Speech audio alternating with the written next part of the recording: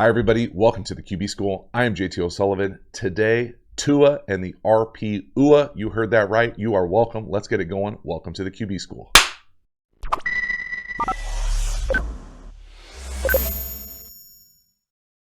So this was a fun one for me.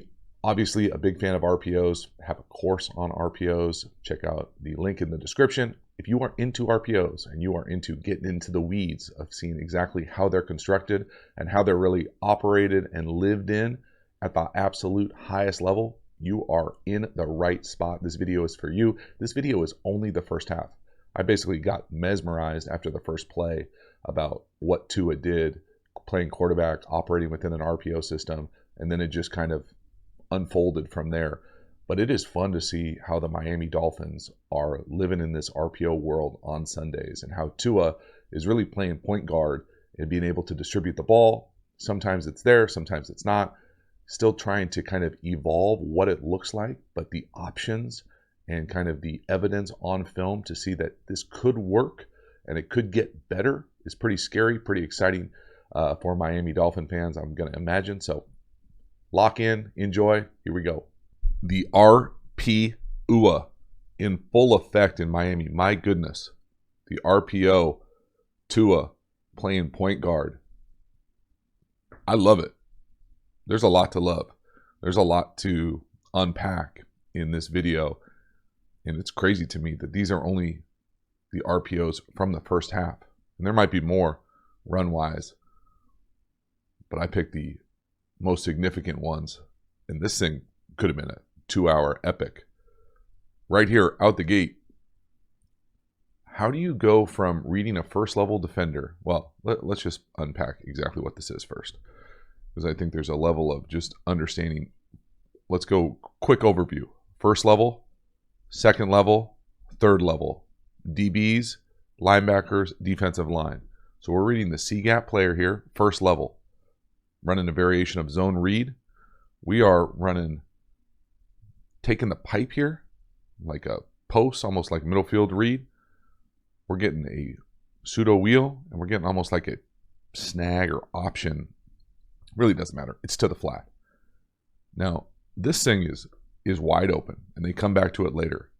But I don't even know how you pretend to tell the quarterback to read these types of things. If he's reading a first-level NFL defensive end, and he has the capacity and vision to be able to see this middle field and see this kind of like flat defender whoever's got whatever this corner or outside player is doing, you have to have super wide vision.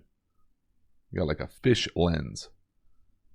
But my goodness, and the thing about living with RPOs is that you have to live with some being mediocre, some being probably the wrong decision. But this is crazy to me that he can play point guard like this and go, no, no, no, yes. I mean, I'm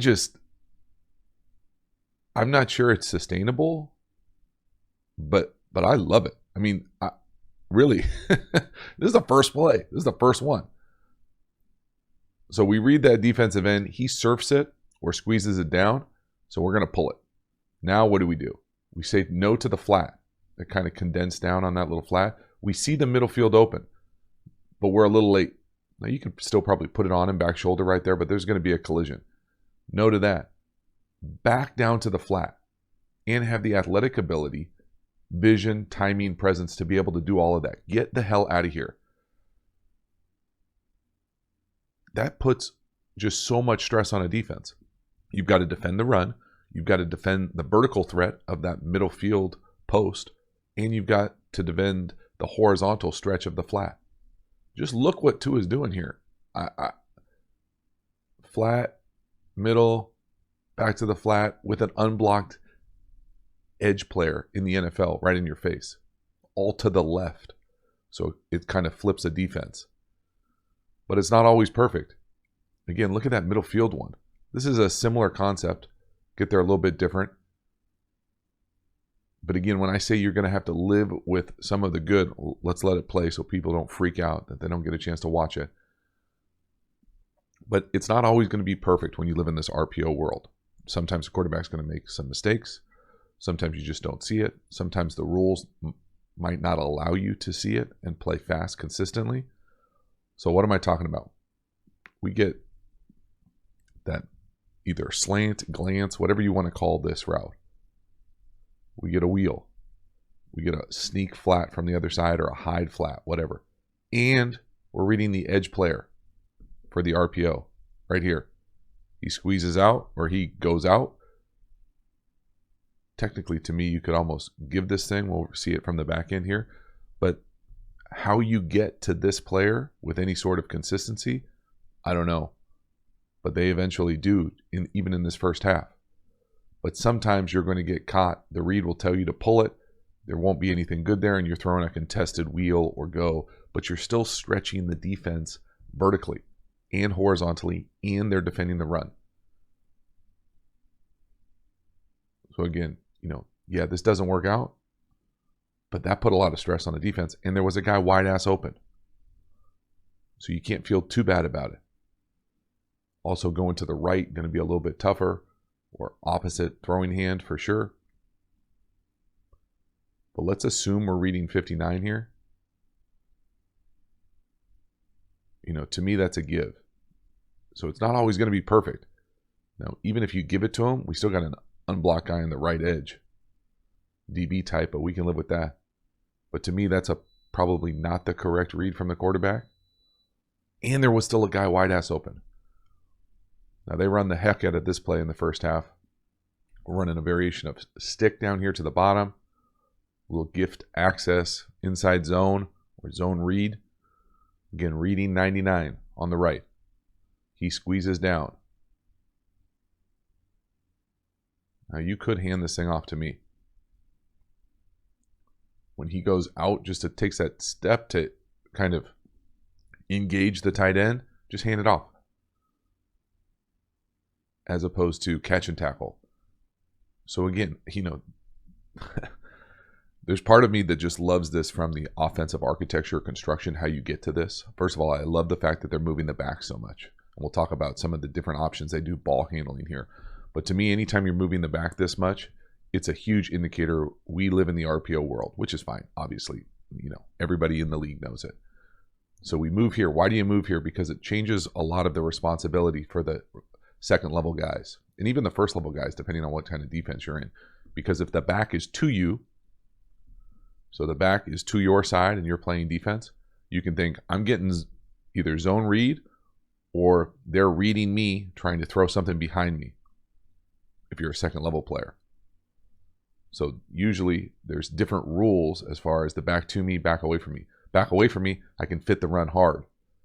Now that's not universal, but there are certainly indicators that defenses use to get a beat on where you're reading in these RPO world. You can see what it does to the linebacker. We'll watch it from the back end. This is just stick down here to the bottom of the screen, a hitch and a flat. And yeah, it's not a huge gain, but you're making the corner, tackle, and you're stretching the defense horizontally. So again, it's the NFL. It's good football. Not every hit RPO is going to be a big play. Watch 55, the feet of 55. When you're to the side of the back, see how he just stays there? He freezes that. That's usually, if you were reading him, that is a run read. You got to hand it off and live with it. So again, to me, it's not perfect from Tua. That's the scary part about it. I still think they're really good in this world, but he's still, to me, missing some of the details on some of these reads. And I get it. Thanks, bro. It's super easy for me with a clicker 5 days later. And I would expect it to get better and better. Right here, second level RPO. So now, in my opinion, we're reading 49. You can tell by how they block this thing up front, usually what's referred to as a base on the backside. A bunch of different ways you can do it. So up to this point, we've seen a lot of zone read, meaning we're reading the C-gap defender.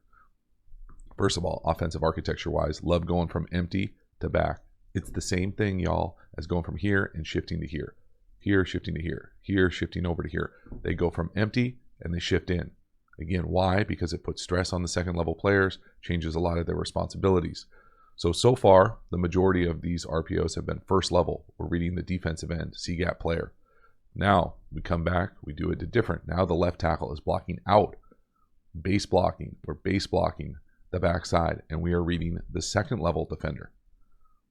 So if this second level defender were to get into the run fit, then we would run a slant and a little in behind it. Usually with middle field closed, that would get outside leverage, and we'd have a great play. Right here, that linebacker is not able to get into the run.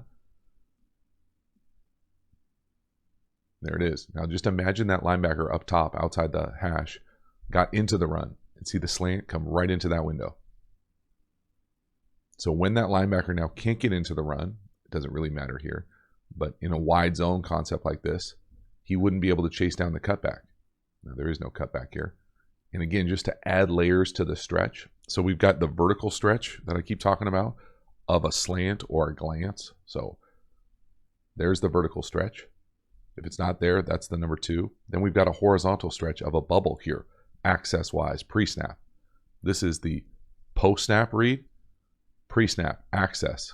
Do you like the numbers? You know, it can be a numbers read. It can be a leverage read. It can be a matchup read. It can be a, we're going to stress the hell out of a defense. It can also be a lot for a quarterback and a play caller to design these things to be consistent. But y'all, that puts significant stress. And then it opens up the run game. Look at the space out here. The linebacker up top is not anywhere close to, I mean, shoot, he's covering the pass. He got faked by a pass on a run play from empty. It's absolutely world-class design. Watch 49. Where's the back? He's to my side. Slow pass. What? The ball's outside the tackle. He's dropping for a pass. I mean, just really nice. Great construction, great execution here with some of these RPUs. Well, I shouldn't even say great. It's not great execution. But the ability to see where they even left yards out there. Now, this is one of my favorite ones. People freak out here. I'll run this thing back one more time. This is stick up top with glance down here to the bottom. And same side ball handling from split flow inside zone. That's a mouthful, y'all. Same side ball handling, split flow inside zone, glance and stick. Vertical, horizontal stretch, and some twisted ball handling. The offensive line, in my opinion, does not block this correct. The read, not correct. Still works. Halftime, you dig the channel and you haven't already, please subscribe, hit the bell, get the notifications. It lets you know when we go live, when we put out new content. I certainly appreciate the support for the channel. Then if you want even more Quarterback School, you can check out the Quarterback School Patreon. You can check out the Quarterback School courses. The links are in the description. As for this video, you probably want to know more about RPOs. Have an RPO course, very proud of. That link is in the description. Check it out. I appreciate it. Let's keep the video going. So, I mean, if you're not having fun with this, this is not the channel for you. We motion to 2x2.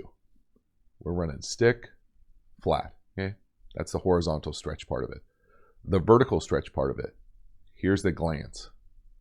Okay, the ball handling, split flow, so the sniffer's coming across and we're blocking inside zone up front. But normally on that run, the back would be offset over here, be coming downhill this way. Instead, they do same side ball handling so that he comes here and then it's here. So again, what does that do? That causes issues for these secondary players because now the back is not to their side. But let's do the math here. We've got a sniffer. We've got 5 offensive linemen. They can block 6. Great. Keep up. There's your 6. The quarterback in this type of run is most often responsible for the 7th defender. Now, it depends on where it can be over here. That can be the 7th. Or it could be right here. That could be the 7th. It's even harder when we motion. So now we're going to motion. And we're going to rocker these safeties. He's going to come down. Now is he the 7th? Question mark. We're going to go back. Is this guy the 7th? Who is the near 7th defender? Wherever he is, that is the quarterback's responsibility.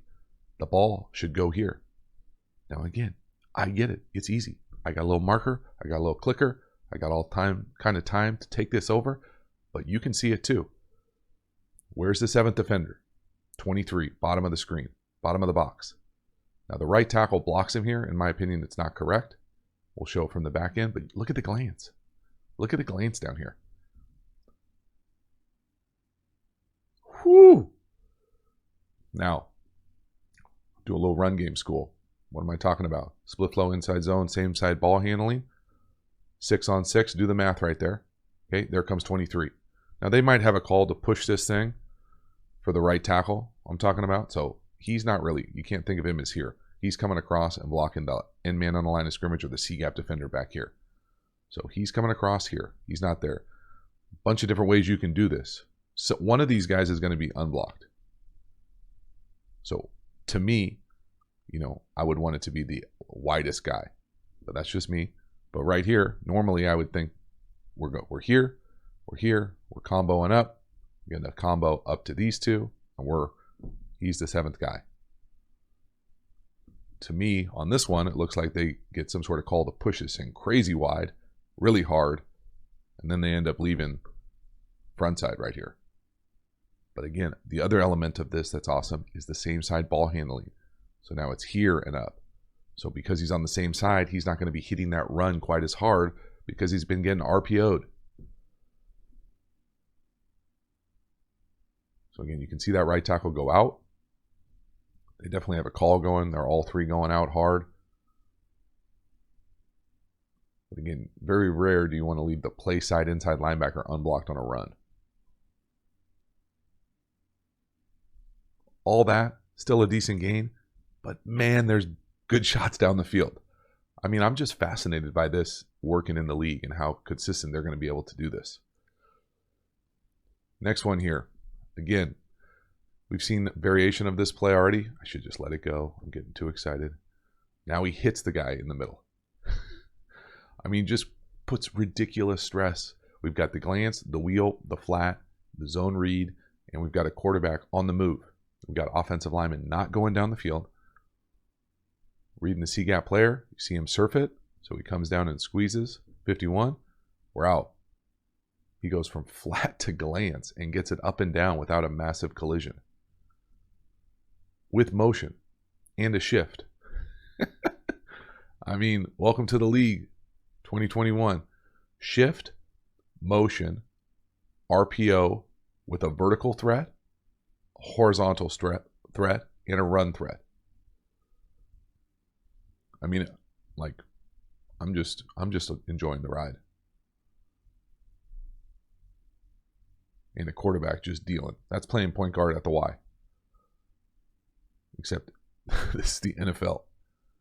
I get it. It's the Giants. But he doesn't make the schedule. No to the flat. Yes to the glance. Or whatever we're going to call that. Just ridiculous stress on a defense. Come back again. Now again. This is just zone read with stick up top and a bubble down at the bottom. Crazy horizontal stretch. Almost wish you would have dropped it here. Nice catch. Again, shifting the back. Zone read. We're leading the C-gap defender. We've got double horizontal stretch. So bubble at the bottom. See the bubble? Don't like the numbers. We've got stick up top. Zone read. Now, this is a nice job defensively. The way that the easy answer to beating all this horizontal vertical stretch nonsense that I'm talking about, bubble here, block most dangerous, stick flat to me as a zone concept, is to say 2 middle fingers, we're playing closed, man coverage, man free, man, we're going to get up in your face, and if you can't beat us man to man, we're going to stop the run and all this RPO nonsense, which is fine as long as you tackle in space. As long as you have the right leverage when we run slants.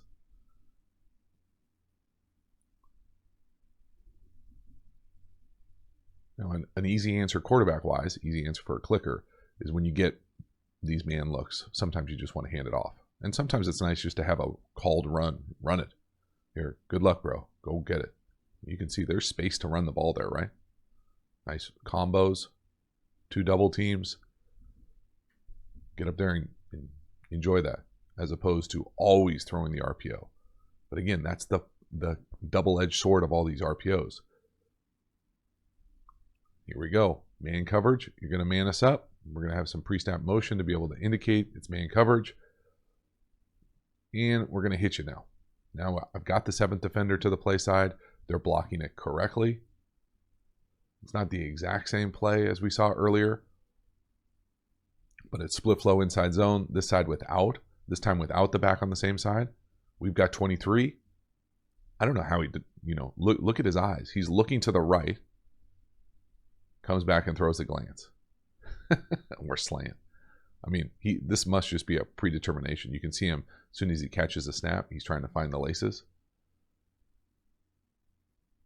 Now the offensive line, I think, blocks it correctly. So split flow inside zone. We already drew it up.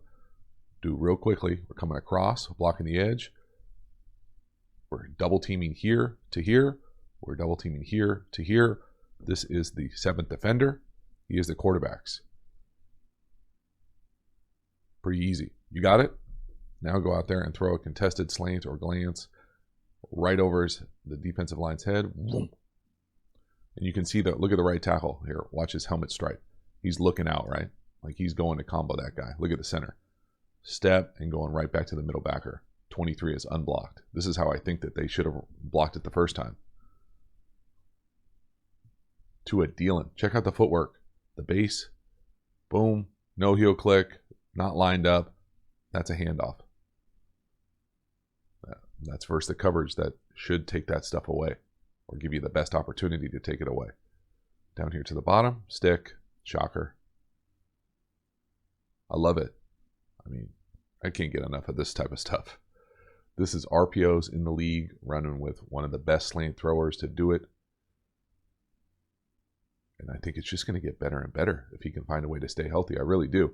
And as the personnel gets better around him, this is fun stuff. We've seen this play before. This is bubble and stick. Zone read. This time they hand it off. Good things happen. Again, stick to the bottom, bubble up top. Reading the C-gap player at the bottom of the screen. Just look at the horizontal stretch it creates for a defense. Bubble, stick. Even the linebacker down here to the bottom of the screen, he's got to hang and play the stick. He's late. I mean, it's fascinating to me. We're just running inside zone here. We're reading this player, but because we're doing all these RPOs, he's impacted. The apex player that's off the screen that makes the tackle, he's impacted. Watch 55, the linebacker here. He's got to play the stick. See how he's slow fitting the run? 5-on-5, and there it is. Decent gain running the ball. This is the same play. Uh-oh, move the back. Bubble, stick flat. Now this is a 2-minute situation, so getting out of bounds right here is a little bit better. But you could make the argument again. Let's see what the C-gap player does here. Now he's surfing that thing the whole way.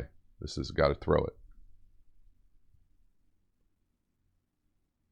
I mean, again, just the horizontal stretch of these plays is fun to see Tua execute. And I reiterate, I really love the design of these things, the offensive architecture. I still think that they're leaving big completions, pseudo chunk plays out there, and it's probably going to get better and better as he continues to improve with his vision and how he's executed some of these things. Then here's the last one, touchdown right before the end of half. This is not an RPua. I just put it on there because I think it's first, when I watched it the first few times, I thought this is a pretty cool concept. Never seen somebody run this route before. The more I watched it, the more I thought, I think this guy who catches the touchdown just turns the wrong way. Tua probably throws a good ball. Just because I've never seen a corner run from this alignment before. So this is a variation of a snag or spot. We're going to come in here. We're going to short motion. We're going to try to get the pick or rub out to the flat. Here's that spot or snag. And then normally this is run, if you're going to run it, with a corner like this. When it's the outside wide receiver running it from a bunch, my experience has always been it's a fade to the back pylon. I've never seen a rounded corner out. And that doesn't mean because I've never seen it, they're not doing it here. If they are doing it here, this is not a good throw from Tua. This is a great catch. What I would guess happened is that he's running that fade. He just sees this space, turns the wrong way, and Tua throws it kind of in between. And that's just my hypothesis, but not an RPO, just a cool play for a touchdown. So you're welcome. Watch that thing. Short motion, the entire thing. So we're trying to get the rub to the flat. 2 guys run to the flat. Someone's there. It's a great catch. You just don't see this kind of outside release. I don't know what kind of route you would even call that, like a rounded banana. Hell of a catch, though. My goodness. Great job executing with whatever that is. Again, just look. Tua outside the pocket, creative, accurate, making plays. So that is a wrap. Tua the RPua. Only the first half of all those RPOs. I get exhausted for the quarterback sometimes in the RPO world just because it's so much to digest, think, decision-making after decision-making after decision-making layered into all these plays. But you can see the stress that it puts on a defense. All sorts of horizontal stretch with bubbles, sticks, flats, all sorts of power stretch with the run game coming downhill, zone read, and then the vertical stretch of some of these slants and glances. So you package all that together, you get better and better at living in that world. And I think it's going to be pretty fun to see what Tua and the Dolphins evolve into. So thanks so much for hanging to the end. I will see you next time. Have a good one.